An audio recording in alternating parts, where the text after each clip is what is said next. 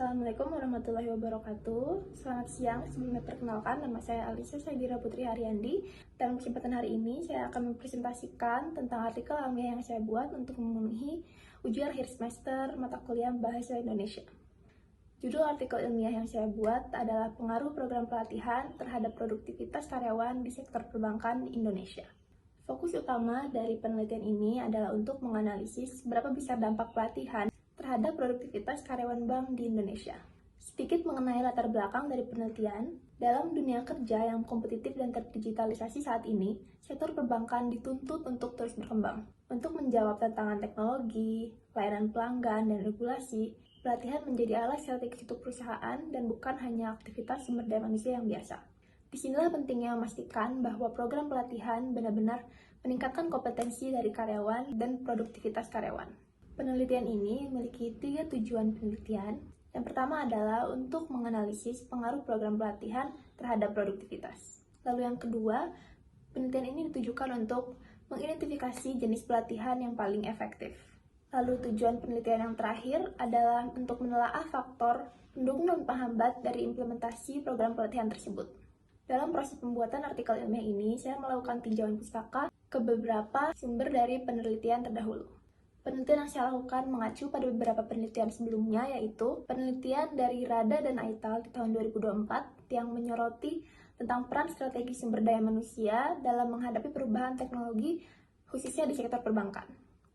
Lalu yang kedua, ada penelitian dari Widi Hartono dan Ahmadi di tahun 2024 juga yang menunjukkan peran pelatihan digital dalam meningkatkan kinerja produktivitas karyawan secara signifikan. Lalu yang terakhir, ada dari Prabowo dan Kasmati di tahun 2025 yang menekankan pentingnya dukungan organisasi dan pelatihan soft skill untuk menciptakan lingkungan kerja yang lebih produktif. Untuk landasan teori, penelitian ini juga didasarkan pada teori ekspektasi Fromm dan teori kebutuhan Maslow. Mengenai teori ekspektasi Fromm yang menyatakan bahwa karyawan lebih termotivasi jika mereka merasa pelatihan yang mereka dapatkan meningkatkan peluang sukses kerja mereka sendiri. Lalu untuk yang kedua, teori kebutuhan Maslow, di mana kebutuhan aktualisasi diri dapat tercapai melalui pelatihan yang relevan.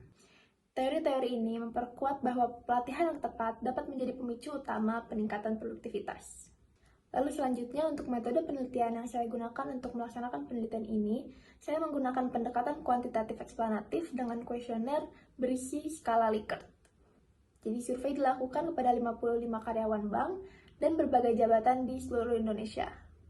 Analisis data yang saya lakukan dilakukan dengan SPSS atau AMOS untuk menguji korelasi dan regresi linear berganda. Saya juga menggunakan teknik stratified random sampling agar semua level jabatan terwakili. Selanjutnya, mengenai hasil penelitian sendiri. Hasil utama dari penelitian yang saya temukan adalah 82% dari responden merasa lebih efisien pasca pelatihan. Ini menunjukkan bahwa pelatihan memang penting untuk meningkatkan rasa percaya diri dari karyawan itu sendiri yang akhirnya akan berpengaruh kepada produktivitas keseluruhan. Lalu penemuan selanjutnya adalah 76% dari responden merasa lebih percaya diri menghadapi pekerjaan setelah mendapat pelatihan. Dua penemuan ini saling mendukung antara satu sama lain akan pentingnya pelatihan terhadap performa karyawan itu sendiri. Hasil olah data yang saya lakukan menunjukkan koefisien regresi 0,63 yang berarti adanya pengaruh signifikan dan positif dari pelatihan terhadap produktivitas. Hal-hal dan temuan yang saya dapatkan dari penelitian ini memperkuat temuan sebelumnya yang mengkonfirmasi bahwa pelatihan memiliki dampak positif yang nyata. Lalu untuk menjawab permasalahan yang kedua, yaitu tentang jenis pelatihan yang paling efektif, berdasarkan data yang saya dapatkan dari kuesioner, metode pelatihan blended learning atau kombinasi daring dan luring menjadi metode favorit dari 61% responden. Lalu berdasarkan dari jawaban kuesioner, saya juga menemukan bahwa simulasi kerja seperti role play atau studi kasus juga dirasa efektif menurut para karyawan. Responden juga menunjukkan bahwa metode pelatihan satu arah seperti ceramah kurang disukai karena minim interaksi.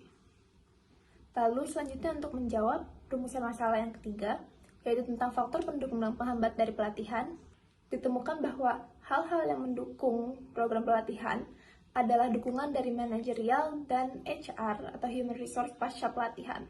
Lalu, relevansi dari materi pelatihan juga mendukung efektivitas program pelatihan. Sedangkan untuk faktor-faktor penghambat yang mempengaruhi pelatihan adalah beban kerja yang tinggi, kurangnya tindak lanjut, dan juga tidak dilibatkannya karyawan dalam desain pelatihan. Temuan ini menunjukkan perlunya pelatihan yang adaptif dan partisipatif. Di dalam penelitian ini, saya juga menemukan bahwa responden menggarisbawahi pentingnya beberapa hal dalam pelatihan. Yang pertama, dengan permintaan skill yang berat di era transformasi digital, karyawan merasa bahwa keterampilan digital seperti cyber security, analisis data, dan aplikasi perbankan sangat dibutuhkan dalam program pelatihan. Mereka juga menyatakan bahwa soft skill seperti komunikasi, empati, dan kolaborasi tim juga penting untuk diangkat ke dalam pelatihan. Selainnya, seperti pendekatan pelatihan yang menyeluruh, teknis, dan interpersonal, terbukti paling dibutuhkan di sektor perbankan. Lalu, untuk yang terakhir, sebagai kesimpulan utama yang bisa saya tarik adalah pertama, bahwa pelatihan sangat berpengaruh dan memiliki pengaruh yang signifikan kepada produktivitas karyawan. Lalu yang kedua, mengenai desain pelatihan. Desain pelatihan yang fleksibel dan relevan itu sangat penting untuk hasil efektivitas akhirnya. Lalu yang terakhir, saya menyimpulkan bahwa dukungan organisasi dan evaluasi pasca pelatihan sangat menentukan keberhasilan. Lalu sedikit rekomendasi dari saya sebagai peneliti. Yang pertama, untuk penelitian selanjutnya, yaitu untuk menggunakan evaluasi level outcome seperti ROI pelatihan, lalu melakukan eksplorasi pelatihan berbasis teknologi, termasuk AI Adaptive Learning. Dan yang terakhir adalah melakukan penelitian dengan pendekatan kualitatif agar lebih mendalam. Baik, demikian presentasi dari artikel ilmiah saya. Semoga temuan ini bisa menjadi rujukan strategis bagi organisasi, perbankan, maupun sektor lain dalam merancang program pelatihan yang berdampak langsung kepada kinerja karyawan itu sendiri. Terima kasih banyak atas perhatiannya. Wassalamualaikum warahmatullahi wabarakatuh.